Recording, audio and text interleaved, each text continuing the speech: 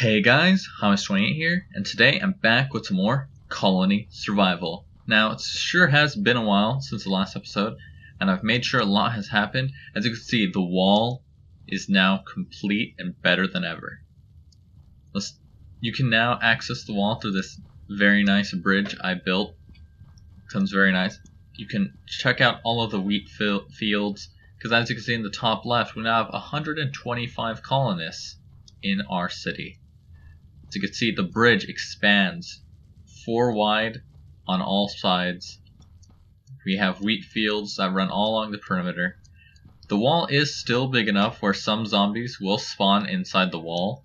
It's fine, it's not a lot of them. It's only like 3 or 4 of them per time. They spawn on that side, up in the corner over there. But for the most part, all the zombies are kept at bay thanks to these guards right here. As you can see, we have 3, 5, 8, 10, 13 guards standing post at the drawbridge inn. As you can see, all the zombies, they swarm around here, but they have to cross this drawbridge to even get in, and these guards will shoot them down. As you can see, currently there's 1 major guard tower. I plan to add another 3 at each corner, and you could check it out. Each guard tower will sport these 3 big windows, that way people can come in here and actually kill zombies and such. You can climb to the top of each guardhouse soon, once they're built, to get a nice view of the land. As you can see, I have torches. From this spot right here, you can see pretty much most of the kingdom, but for the best view, you want to head up to the outpost that I'm going to dub the mountain, because it will be the highest point in our kingdom. As you can see here, you can view the zombies, the zombie horde as they hobble down here. I do think I'm going to add some more guards along the perimeter of the wall as well, just to help thin out the numbers, because I do know that at the current zombie size, zombies are overwhelming the drawbridge and getting in. Now, there are guards there, and there are 4 guards, well, 2 guards in front of each of those houses there, which means they do a pretty good job of taking care of them. But I do want to not let any zombies get into the city. That would be preferable. So nearing the top of the wall here, you can see the mountain is still ever higher, but this is the highest point of the wall. As you can see, it gives you a massive view of the kingdom. You can see just how many wheat farms there really are. And we're going to keep expanding. As you can see, we have 2,700 wheat seeds. That's 27 more wheat farmers we can get. This part is the flattest, so that's where I'm going to store some more. I plan on removing the wheat farms inside and replacing those with more beds, just so there's more people that will fit.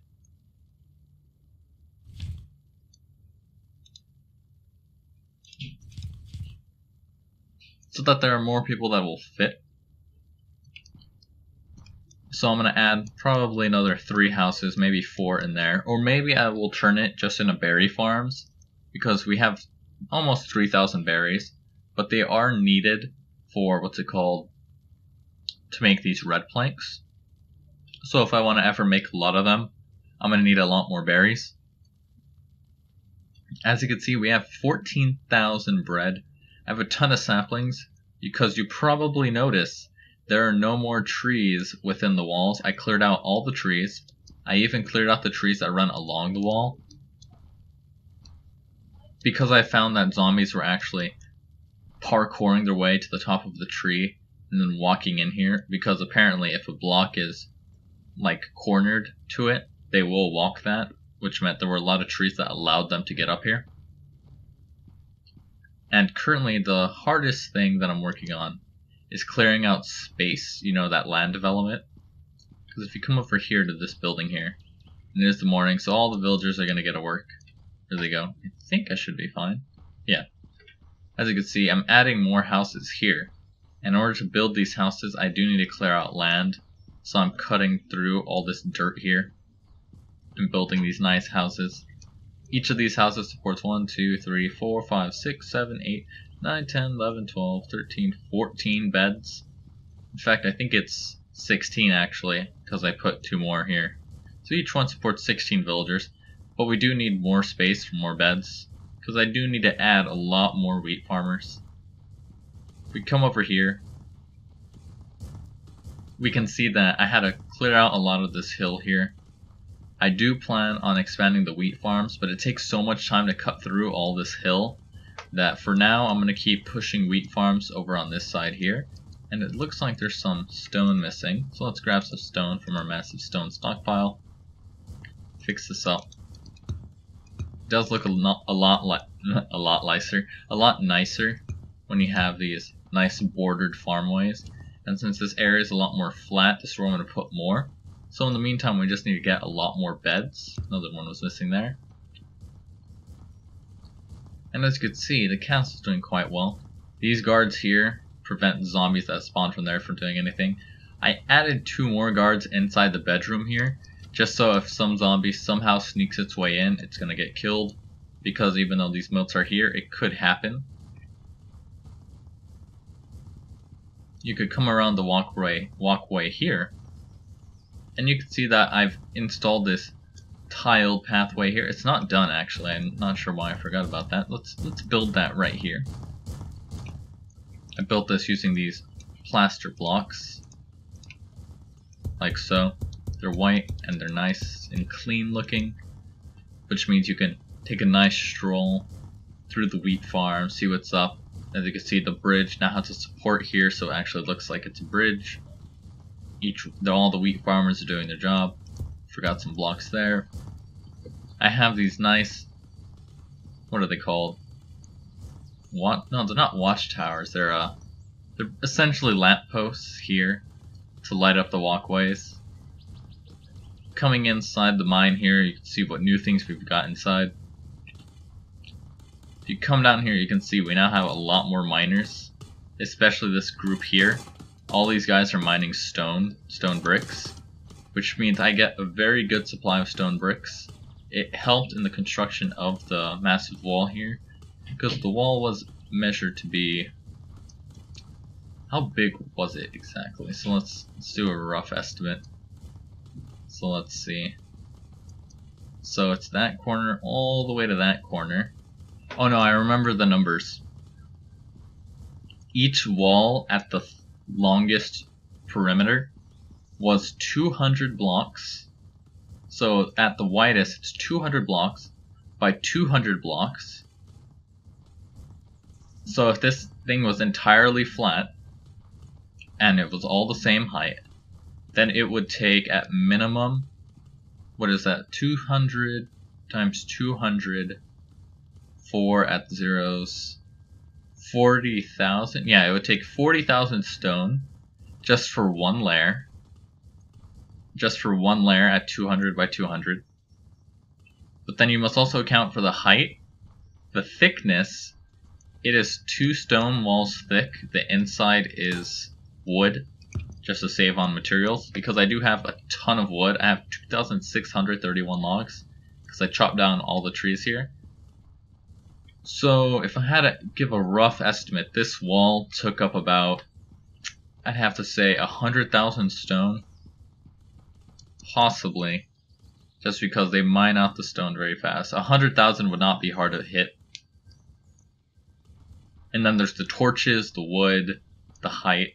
Because I did try to smooth it out. As you can see, it is a bit rough with the curve here, but that's fine. It's not too big. But all the wall everywhere else is the exact same height, even though there are hills, so it's shorter in some places, taller than others. So if I had to average this out, it's probably 100,000 blocks for this wall here. And with all these wheat farms, we actually have so much wheat, we can't keep up with production of bread. As you can see, the flour here. There's the flour. We have 2,600 and rising wheat. And the colonists have to take this wheat and turn it into flour, and take that flour, turn it into bread. We currently cannot turn wheat into flour and flour into bread fast enough to support all these wheat farms. So in addition to all the wheat farmers that I'm going to add, we're also going to need space for more, basically bakers. Because if you come in the artisan hut here, as you can see, there's a lot more artisans now. They're all working. Let's see, he's going to that one, 2 to that one, okay. There's 1, 2, 3, 4, 5, 6. They're all working here. I'm gonna set them to make more arrows, just because we're at 1,000 right now. But I think we're gonna need more, so let's go 1,200. 1,200 arrows. Let's see, what else do we need to craft? We can get them to start working on these planks here. Yeah, so do 500 of these planks. 500 of those planks. Where's the wood?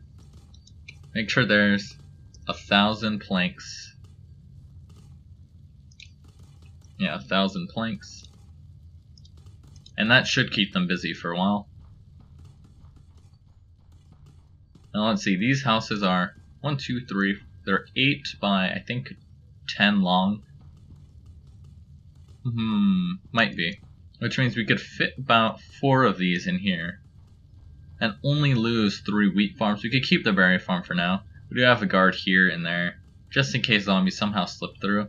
Here's the current bakery. As you can see, it's kind of cramped. We could add a second level to it. It has space for another level, because we do need a lot more farmers. But as for right now, the biggest thing we need is beds for more colonists.